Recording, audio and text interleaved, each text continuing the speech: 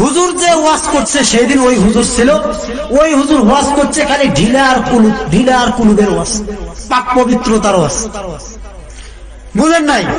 তাই এখন ওই ওয়াজ করছে, তার বেসরার অন্তরে ধরছে যে না রে, আসার সময় ওয়াসার রাতে আসতেছে, অন্ধকার রাত, কুয়াশা, এরকম ঠান্ডার দিন আছে না, অনেকের মনে করেন যে হিসুর চাপ দেয়, প্রসাবের চাপ দেয় না, রাস্তার সাইডে বিভিন্ন জায়গায় প্রসাব করে অনেকে। এখন প্রসাবের চাপ দিচ্ছে যে ভাই দাঁড়ালে আমি প্রসাব করি। এখন ওই কইছে হুজুর ঢিলা কুলুবের ওয়াজ করছে, ঢিলা কুলুব তাসির করিস। তারা বেসরা দেখছে পেশাব জায়গায় করতে বসছে, তো ওই জায়গায় আশেপাশে কোনো ঢিলা ইটের ঢিলাগুলো পায়নি, তার বালু ছিল, বালু চকচকা বালু, চিনির মতন দানা।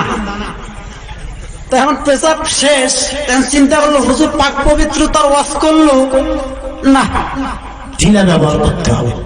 বেসরা হাত দিয়ে ঢেলে দিচ্ছে। এখন ওই বালুর মধ্যে যে নাল পিঁপড়া ছিল, বেসরা তো আর জানে না, জায়গা মতন দিচ্ছে, আর ইনজেকশন শুরু, ওটা যুদ্ধ শুরু হয়ে গেছে। যখনই শুরু হয়েছে তখনই কালি করে এই জন্য আমার ভাল লাগে না হুজুরের ঘর। পাশের ভাই আরে হুলটা কি করবে, হুজুরের কি ধরতে, হুজুর জানিস কি বলছে, কদর এই ঢিলা কুলুবের ওয়াজ হুজুর করি, তুমি ঢিলা নিবে যে এই অবস্থা, কি হয়েছে ওটা আবার, কদার পর অবস্থা শেষ।